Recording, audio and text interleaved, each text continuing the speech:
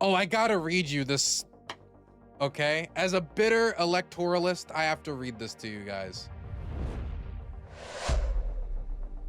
I need to read this to you guys. This is from the Abandon Harris movement. So this was a movement that wanted to abandon Harris. It was a Muslim American-led group, that wanted to see Harris and Biden punished for what's going on in Gaza and what they saw as insufficient pressure. And now that Donald Trump's in office, somebody who could not care less about, the amount of people dying in Gaza. This is the guy who said, in order to fight terrorism, you got to take out their families. You got to blow up the women and kids in order to, really get to the terrorists. You got to go, got to go where they're weakest. Of course, this guy isn't going to stick his neck out for the Palestinian people.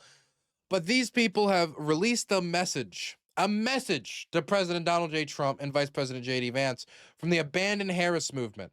Let us be clear. If this administration leads the U.S. into this war, we will respond with the full strength of our movement. Look, under the circumstances, I shouldn't be laughing. But the moment to avoid this was in November. It'd be one thing for you to be so critical of Harris that you're like, come on. Harris, you need to meet with us if you want our endorsement, you want this, you want that. We're just going to tell people to vote in a way that is most beneficial towards Palestinians. No, you told people to not vote for Harris as a protest vote. And then the person who did get elected was 5 times worse. He appointed an ambassador to Israel that doesn't believe Palestine exists and thinks that if the Palestinians will ever get a country, it'll have to be in the middle of the Saudi desert. Let me read this to you. I'm just too taken aback.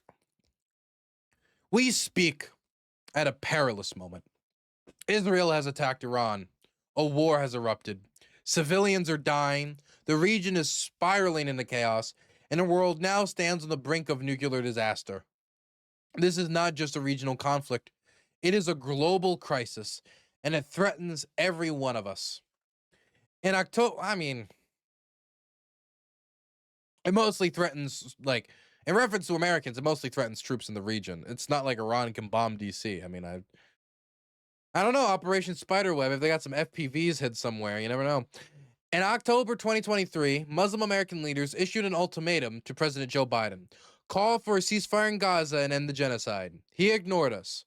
We launched the Abandon Biden movement. When Biden dropped out, we issued the same demand to Harris. She ignored us too.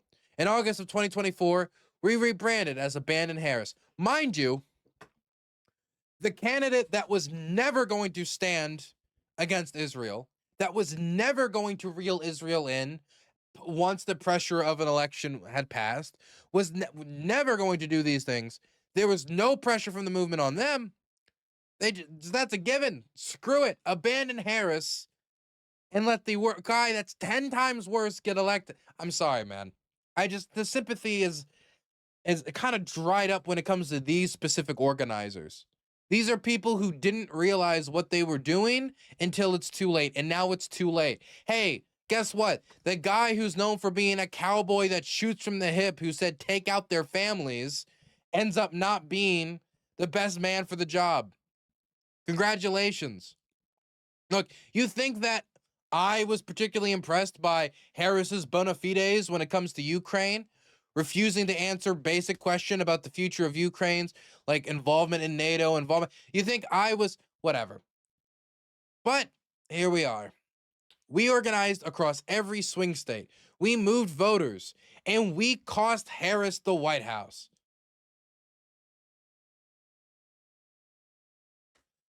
I think they're kind of overshooting. I don't think, look, as much as it would be very easy for me to blame these people for Harris losing, they had some sway. How much sway? Maybe they could have swung some of the Rust Belt, but Pennsylvania? Let that serve as a reminder. Our demands are not symbolic. Our movement is not hypothetical. When our red lines are crossed, we act. They were telling you they were going to cross your red lines. When Trump criticized Harris, it was not, oh my God, why don't you bring, why aren't you, stopping aid to Israel? His movement was, you're kneecapping Israel. You're tying Israel's hands behind their back. Send them to 2,000-pound bombs. Stop with these weapon stoppages because do you think they blow up too many civilians? Who cares? We need to bomb ISIS. We need to bomb Hamas. We need to bomb whatever. Bomb, bomb, bomb. That was his position. That was his position. What did they expect? They expect Trump to go in there and be like, look, after my polite conversations with the Muslim American community, I have decided that we are actually going to have a big, beautiful peace. And we recognize that the settlements in the West Bank are a criminal policy of occupation. What did you expect? What did you expect, man? Let that serve as a reminder. Our demands are not symbolic. Our movement is not hypothetical. When our red lines are drawn or crossed, we act. President Trump, Vice President Vance, you promised the American people an end to endless wars. You promised to put America first. You promised to stop funding genocide. No, he didn't. What? What? When did Trump say, I will not send one more time to Israel? I don't remember that. Does anybody remember that on the campaign trail? Because all I remember is Donald Trump constantly going after Joe Biden for being weak, for not standing with Israel enough. What do you mean they said you promised to stop? No, he didn't. He never made that promise.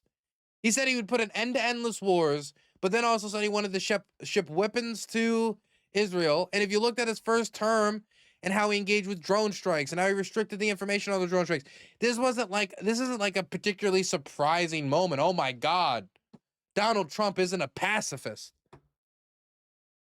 What did you expect? Did you expect Trump to actually be the art of the deal guy? Did you expect Trump to actually go in there and just negotiate peace between all the powers? Did they expect that Donald Trump was going to end the war in 24 hours? This is ridiculous naivete. There were your words. Those promises are on the line. We have learned that Israel is pressuring. I mean, those promises were broken day one after a 24-hour timeline. We have learned that Israel is pressuring the United States to enter this war. You must not comply. Do not enter this war. To do so would be a catastrophic betrayal, not only of your promises, but of the American people. It would cost trillions of dollars. I mean, where the hell did they get that number for? I mean, I guess it depends what happens, right? Like, if we put troops on the ground in Iran, which we're not gonna do, then maybe. But I mean, what's at threat is like a widespread bombing campaign that could endanger American bases in the Middle East. That is what's at threat. But I mean, even if all those bases would kaboom, I think that would still be under like the $1 trillion mark. Trigger widespread economic collapse. And worst of all, lead to the deaths of untold numbers of innocents. Maybe the trillions of dollars, they're talking like oil prices will rise and the stock market. I have no clue. We cannot afford another reckless military campaign. We cannot afford another war built on someone else's agenda. Let us be clear. If this administration leads the U.S. into this war, we will respond with the full strength of our movement. Just as we did in 2024, we will mobilize in every battleground state to ensure you are held accountable at the ballot box in 2016 and beyond. We swear here at the Abandon Harris movement that in 2 years we will get elected all those people we tried to not get elected last time. And then in 2 years after that, when they don't give you everything you want on your conflict, you will flip again and help get President Mike Huckabee elected in 2028, and then be surprised when his policy is Israel should contain southern Syria. My God. Just like some thought put into this. It's one thing to want to push the Harris people closer to your movement. It's another thing to completely separate yourself from the stakes of an election and then afterwards act lay shocked when the obvious outcome was obvious. But far beyond politics, the consequences of this war will be lasting and devastating. History will not forget who escalated it, and neither will we. We will not stand idle. We will not be silent. We will do everything in our power to stop this war before it begins. Abandoned Biden campaign media representative Ahmed Dr. Hassan Abdel Salim, and then you got their campaign webpage and everything else. What a joke.